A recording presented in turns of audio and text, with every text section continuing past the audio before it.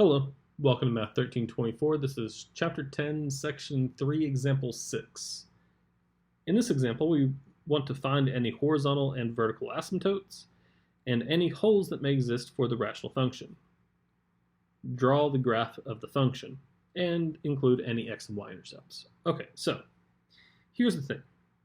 For this one, we want to first find horizontal and vertical asymptotes. And I'm going to go ahead and find the domain. It's not really asked for, but it's probably a good idea. So to find the domain, that happens wherever the denominator is equal to 0, or technically not equal to 0. So I need to subtract the 19, divide by 3.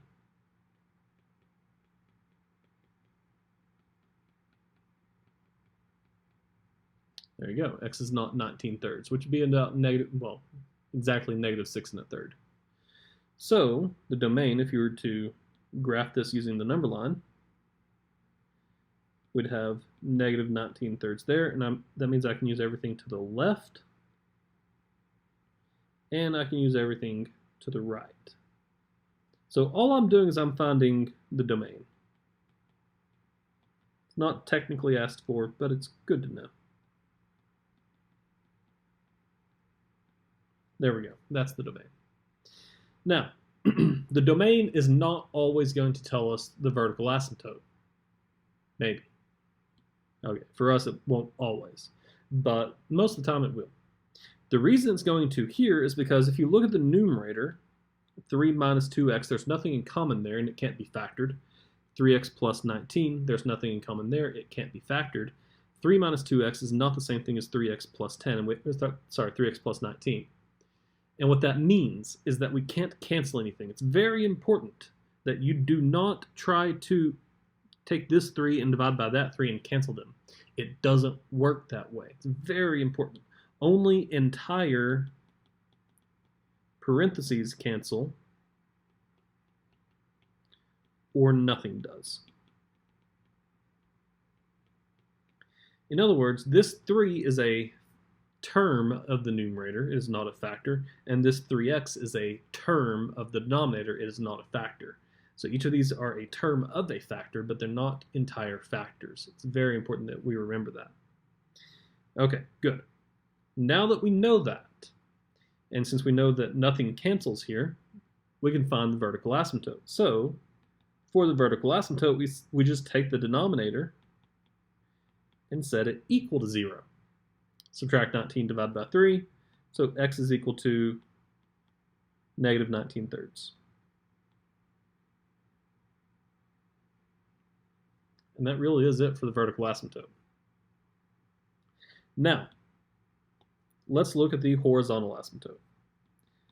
To look at the horizontal asymptote, we need to go back to the function and then look at the degrees. I'm going to go ahead and rewrite the function here, but I'm going to rewrite it very carefully as negative 2x plus 3 over 3x plus 19. And the reason I want to do this is because this helps us find the degree. Because if you look at the original question, the function is not written in descending order.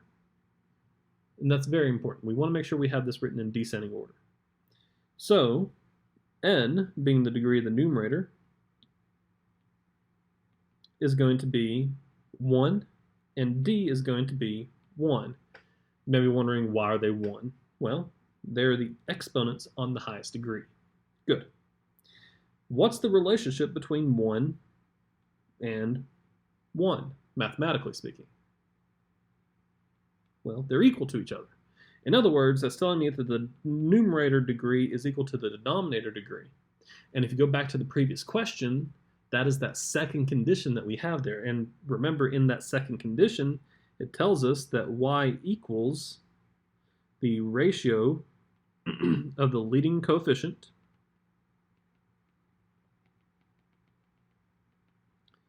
of the numerator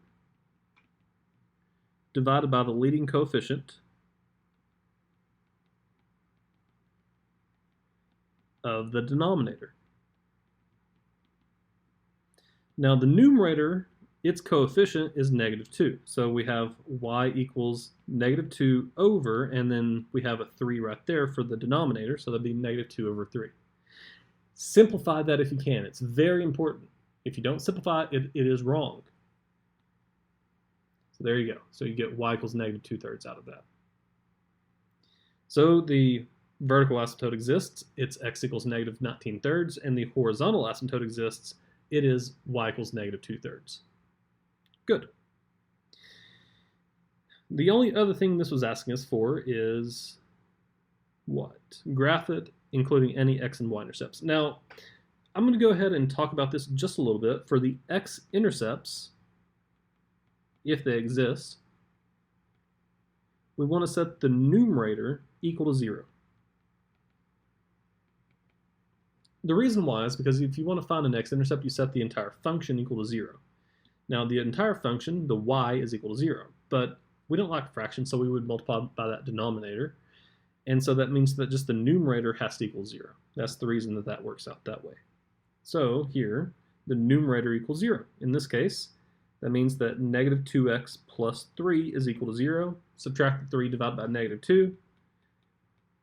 So x equals 3/2. So your x-intercept would be 3/2, 0. As for your y-intercept, the y-intercept is actually not that hard. We just have to plug in 0 for the x's.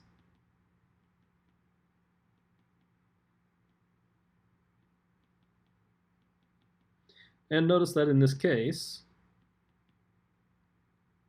that gives us the coordinate 0, 3/19. I'm not going to circle those because that's really not going to be a question, I don't believe, but if it is, you know how to find them. And again, I believe in my math lab they'd be wanting these two. So x is 3/2 and y is 3/19 for the x-intercept and the y-intercept. Alrighty, well, there you go. That is all of the work for this particular question. And I'm going to go ahead and listen to someone rev their engine. And now I'm going to go ahead and go to the calculator and show you, well, how to type this in. I'll see you there. Welcome back to the calculator. We are on the y equals here. I'm going to go ahead and type this in. Make sure we do alpha y equals enter. So we're going to do 3 minus 2x, and then 3x plus 19. And then I'm going to do zoom 6 to make sure we're on the standard window, and there we go. Now this is in fact the graph, but let's go ahead and extend the x-axis to negative, let's say -20. There we go, it's a little easier to see here. And so notice that the vertical asymptote exists right here. The horizontal asymptote is actually below the x-axis. It's a little bit hard to see. So what I'm going to do is on y2, I'm going to type in -2/3. And the reason I'm doing that is so that you can see this, and I'm going to make that a dotted line, or a dashed line, I should say. Oops. Come on now. Enter. Right. Oh, come on. How do I change that? There we go. Yeah, that works. What? Come on now. You saw nothing. And okay, excellent. There you go. So you see the horizontal asymptote here. Now you can also see the x-intercept here and the y-intercept here. Yeah, they're very hard to see, but they are there. Alrighty, and of course you can see the vertical asymptote. I'm going to go ahead and do draw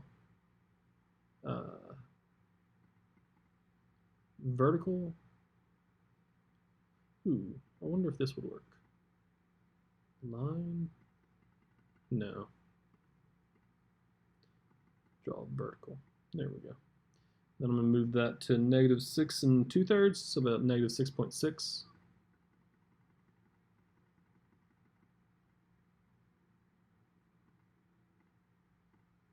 Close enough. There we go. So vertical asymptote, horizontal asymptote, and then basically what you're going to see is this. Alrighty, well, that's pretty much it for this video. I'll go ahead and see you in the next one. Have fun.